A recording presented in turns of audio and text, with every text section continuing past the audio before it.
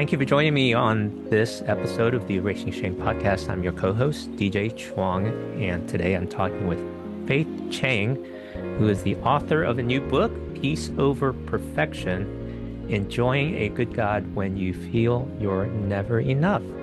Faith, thank you for joining me for a conversation.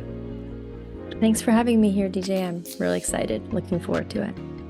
Well, I'm fascinated by your studies in college. You have a degree in human development, and you currently live in Staten Island, New York. So I'm curious, what do you learn in human development that might be related to shame and perfectionism, as we're talking about that today? Well, human development, when I explain my major to people, because it's kind of an interdisciplinary major, I say it's a mix of psychology with some biology and some sociology mixed in there together. And it ended up being very helpful for me in writing this book because I had that background in terms of being able to read psychology papers, but also think Hmm. more about culturally and more broadly about what may be impacting our perfectionism in a, I wouldn't say I'm not a sociologist, but in a broader sense than just the individual. And so that combined with some of my theological studies that came really handy, I think, to be able to write this book. And I actually even used my undergrad login. It still worked for some of these Wow. access to some of these papers. I was like, thank you. I should have written a thank you note in my afterward. I joked to my album alma mater for access to some of those research, 20 years out after graduation, I still was accessing papers via their login. And so anyways, yeah, human development. I think it was really helpful because sometimes I wrote about Christian perfectionism, sometimes I think in Christian circles, because we don't have a wide enough definition or wide enough kind of study about some of these struggles that people may have, then we can tend to make prescriptive uh, ad advice that is not nuanced enough. Mm. Yeah, and your book is very well crafted and nuanced, and you help us to understand Christian perfectionism. But before we get into that, let's start with the premise that we have here at the podcast. What comes to mind when you hear the word shame? So when you say that, I think the first thing I think of is actually a personal experience. Mm, I remember the first time I realized that I dealt with shame, and that was specifically this is post-grad. I had graduated from undergrad. I was in ministry, working in college ministry, and or maybe I well, now I'm a little bit confused some about the timeline, but it was in the college in the setting of that campus ministry at a conference, and I remember a speaker talking about the difference between shame and guilt. hmm. And I remember him saying, guilt says you did something wrong, shame says you are something wrong.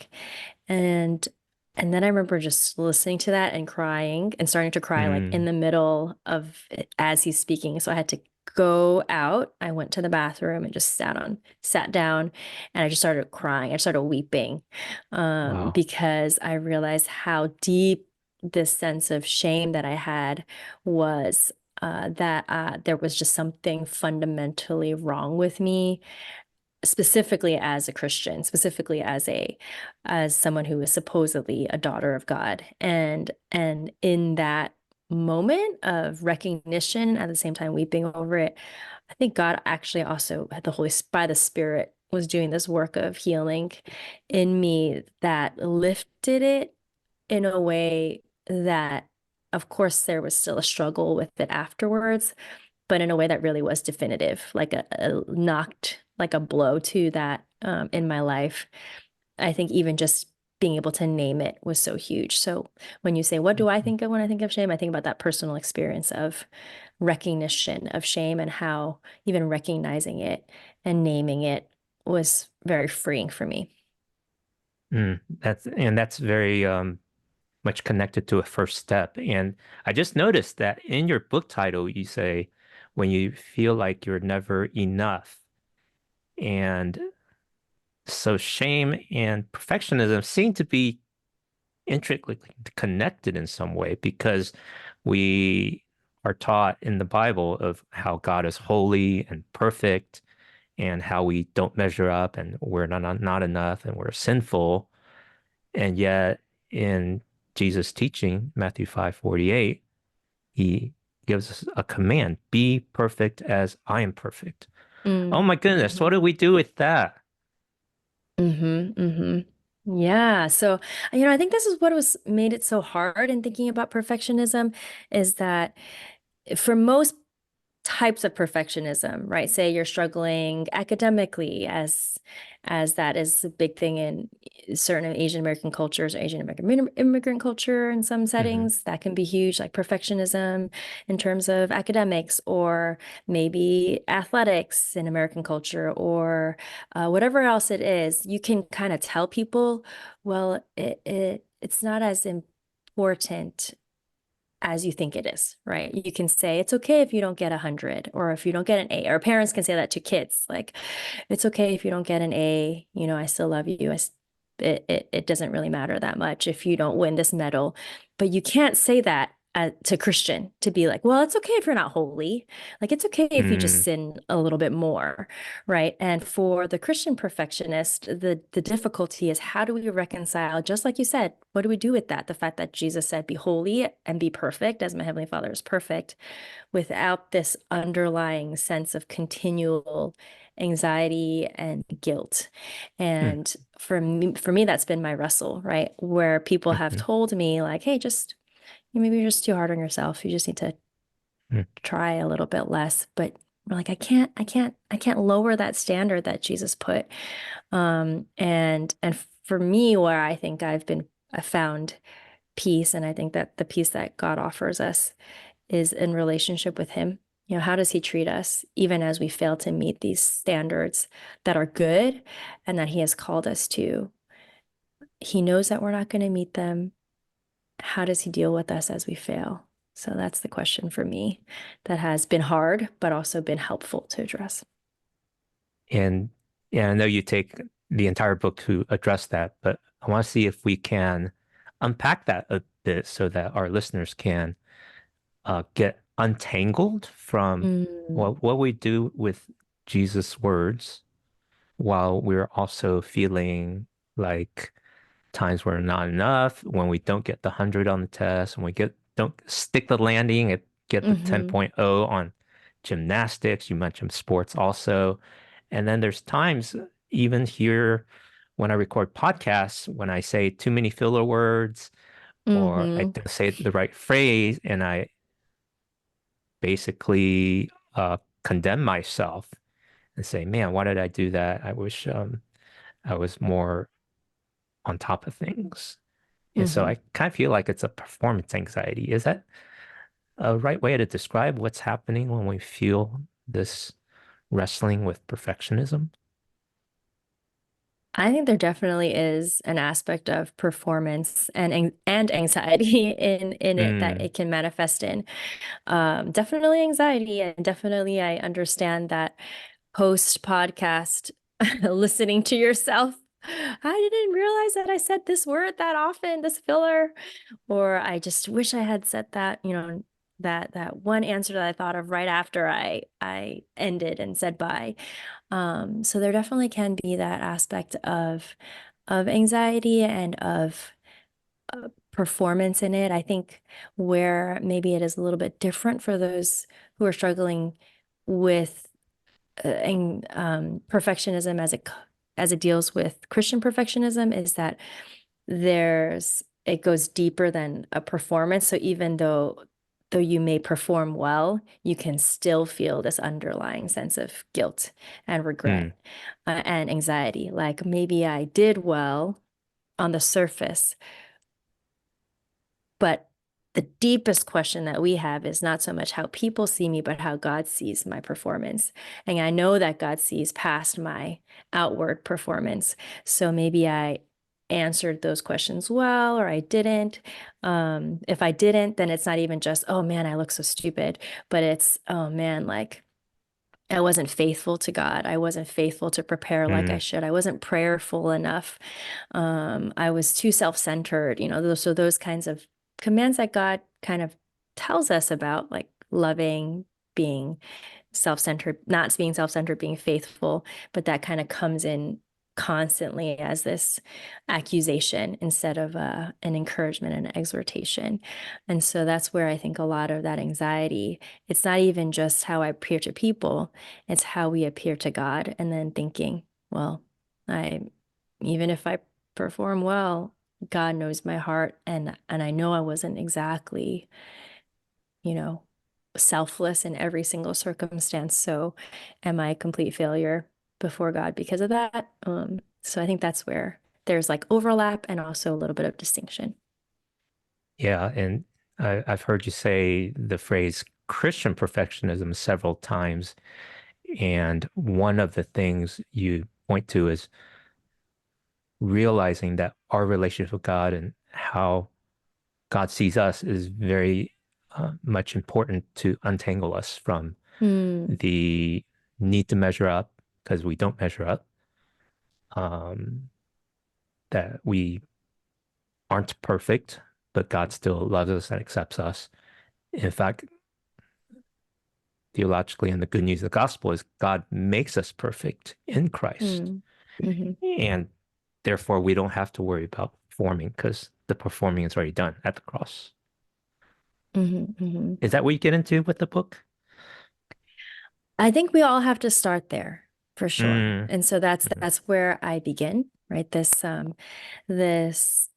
this premise of Christianity is not feeling like is knowing and coming to that point where God opens our eyes to see, wow, like I am messed up, right? I'm a sinner. I can't change myself. And in my life, that's my story of mm, I had grown up hearing the gospel, but as I really started pursuing God personally, that was the first time I understood sin, not just in like a mental, I know I'm a sinner, everybody's a sinner kind of way, but like really, oh my goodness, this goes deep. Like this is deeper than just losing my temper at my sibling, or this is deeper than just being,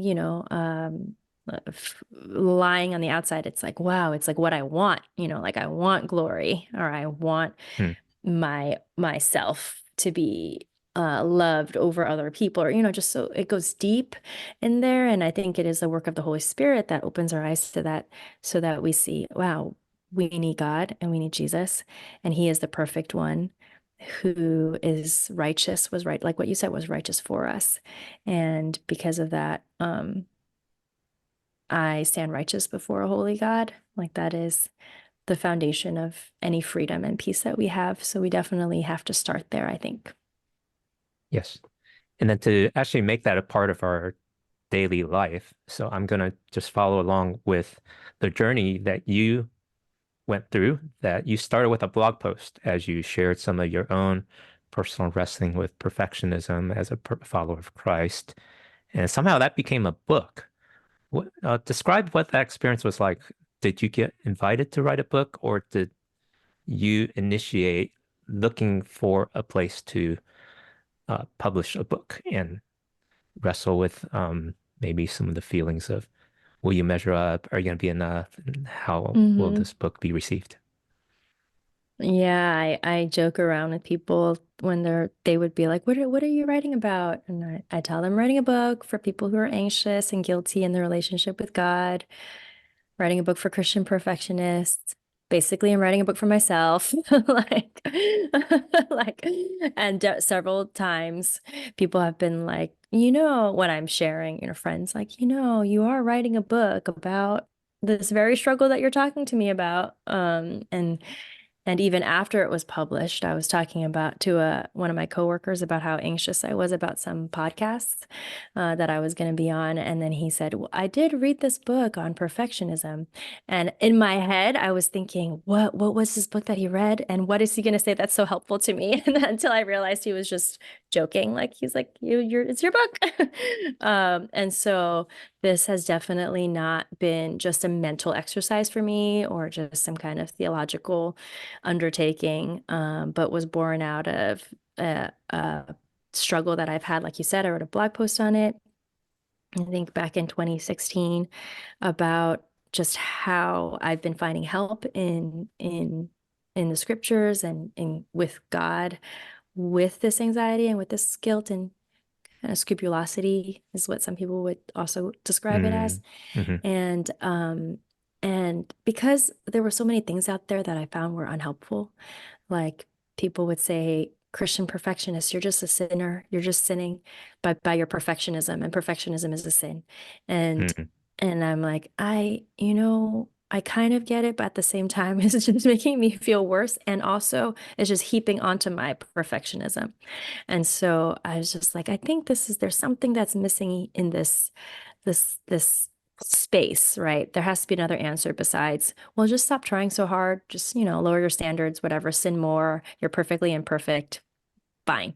And well, you're a sinner. Stop being perfectionist because that's selfish and you're just self-centered. And so when I wrote that post, I think again, it was this naming of this struggle and that people resonated with and reached out to me about. But it was many, many years later. Sorry, this is a long way to get to answering your question, but many, many years later, I just thought one day, maybe I'll just start writing these just list of scripture passages and ways that is helping me, or I want to meditate on it in light of the struggle. And from there, I made a goal just to write a few sample chapters, and reached out to a publisher, and they got back to me. And that was the beginning, maybe 2 years ago. very cool.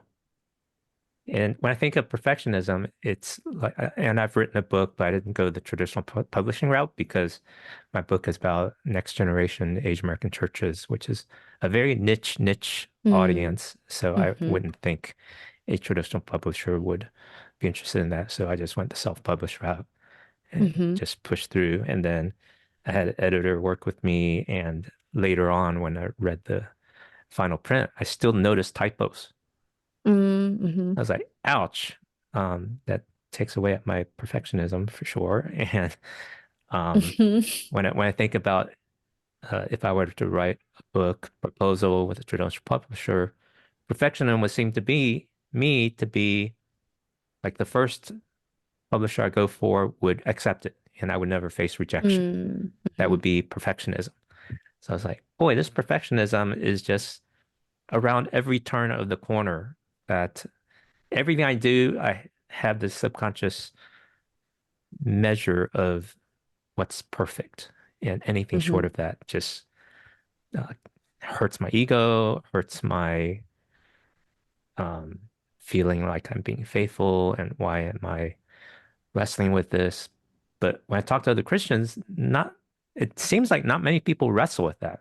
Is it an Mm. Asian thing or is it a personality thing? What's going on? Yeah, that's a really good question because I wondered, I was like, is this an Asian thing? And the interesting thing is that my publishers and the people that I work with, they're not Asian. And when they first, received it, they were still able to be like, I think I definitely, even what I've heard from people is either like, this really describes me, or this is not me at all, but I know people Mm, who this describes.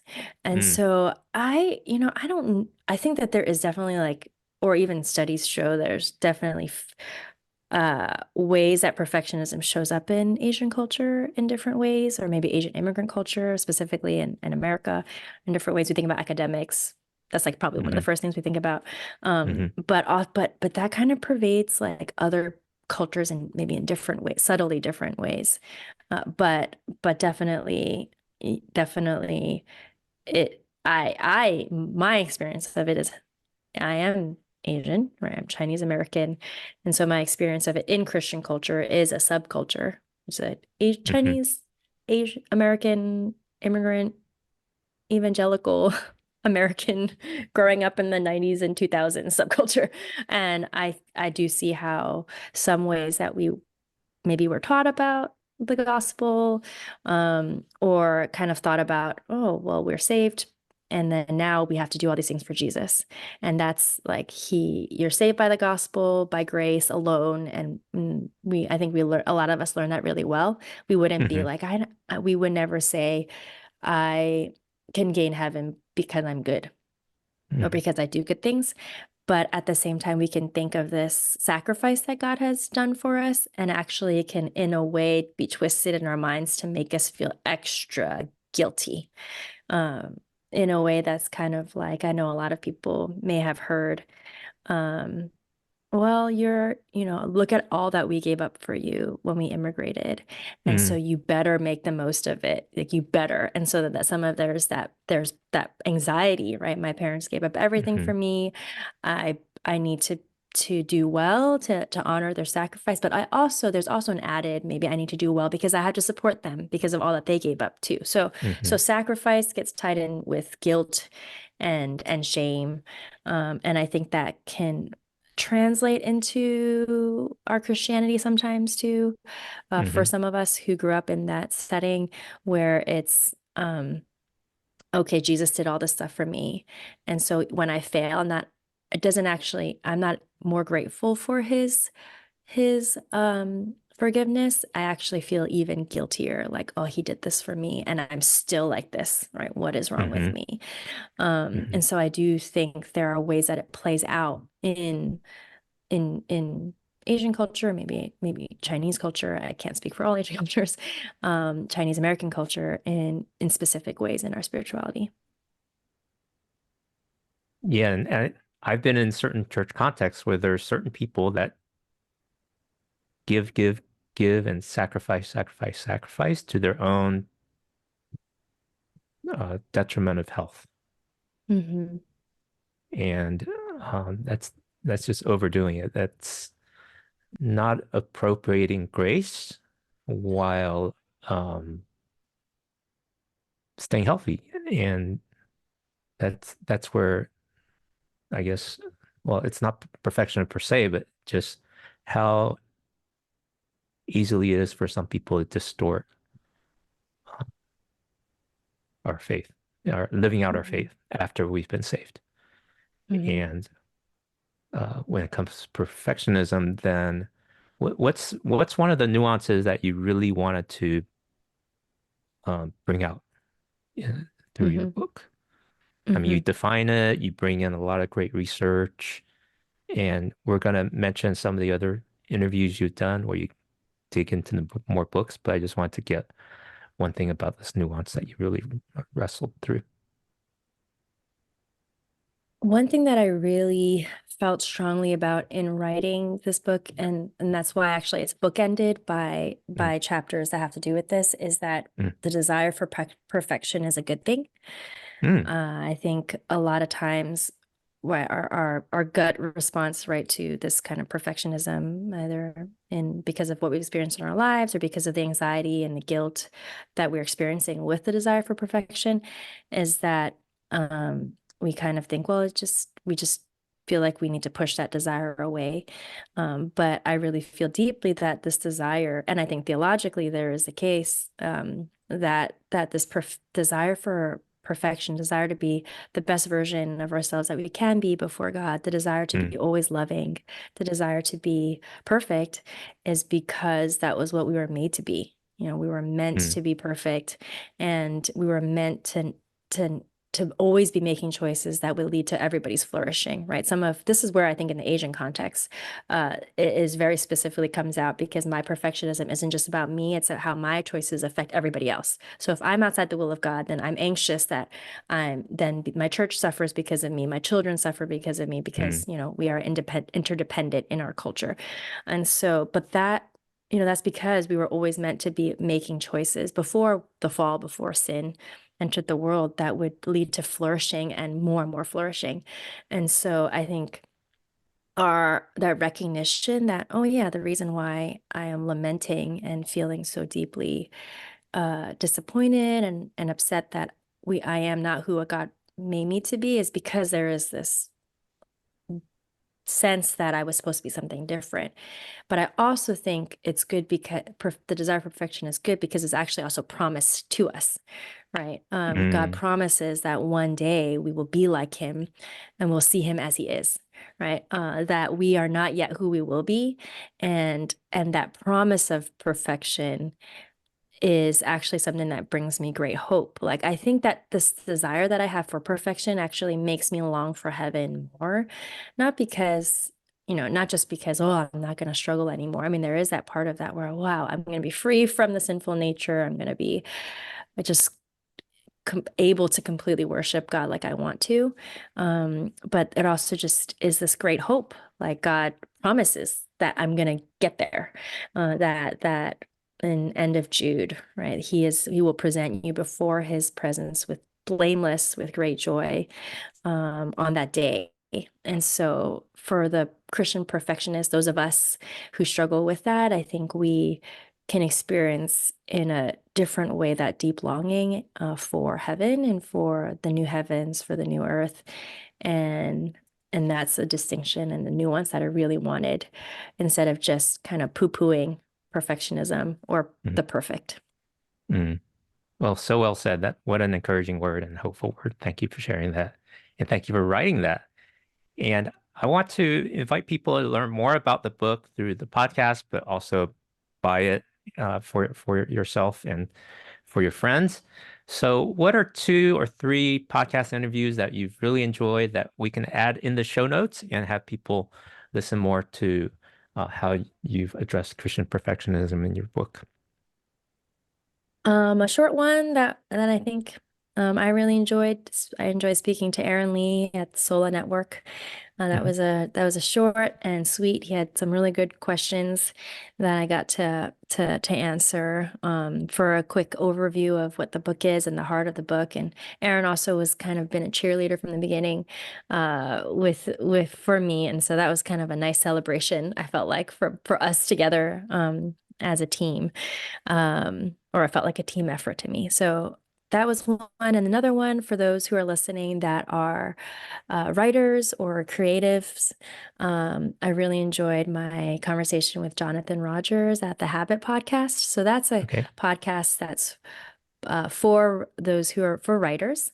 And I just enjoyed it because, as an Asian American Christian writer, I didn't really have that many people to look to in my writing journey.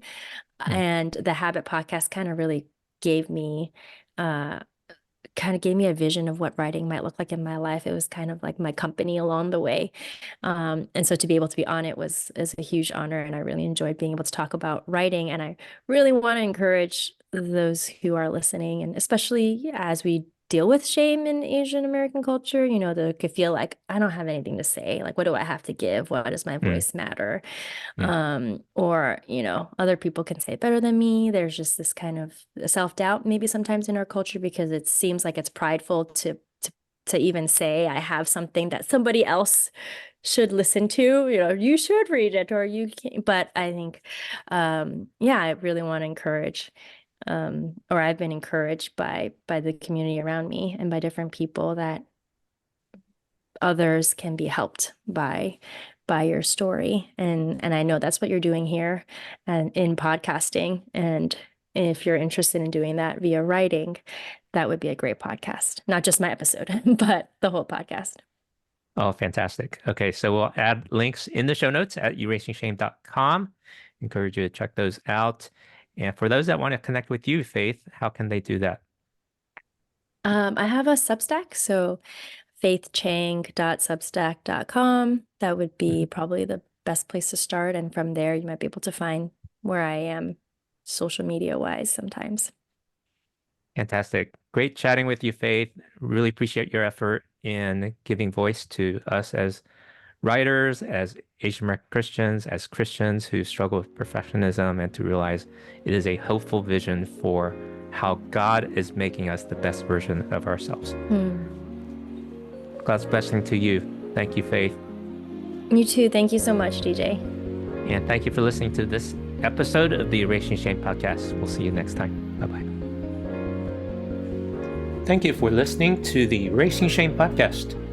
Get this episode's show notes at our website, erasingshame.com. Subscribe to the Erasing Shame podcast on Apple Podcasts, Spotify, YouTube, or any podcast app.